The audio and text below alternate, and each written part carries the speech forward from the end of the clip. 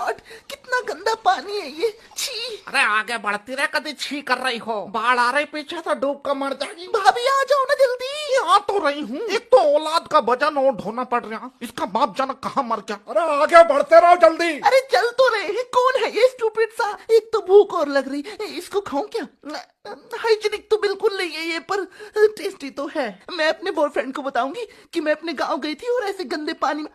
पर एक मिनट, अगर उसने मुझे जज किया कि कैसे गंदा सा गांव है इसका, बाढ़ आती है और मुझे जज करके छोड़ दिया, तो मैं क्या करूंगी। अरे क्या बड़बड़ा रही, कुछ खा लेने दे जो आगे को मर जा। बड़ी आई अंग्रेज की बच्ची। इसे चाचा के लड़के को तो बात करने की बिल्कुल तमीज नहीं है। गमार कहीं का। तमीज तो तब होगी ना तब गांव से बाहर कहीं जाएंगे। मैं कहाँ फंस गई। मैं नहीं आऊंगी आज के बाद गांव में, स्टूपिड सा गांव। देख रही राकेश की लौंडिया को, 2 महीने से शहर में क्या चली गई, अपने गांव को स्टूपिड बता रही। बीटेक कर रही दिल्ली, यहाँ 12वीं में 2 बार फेल हुई, बनेगी इंजीनियर। यो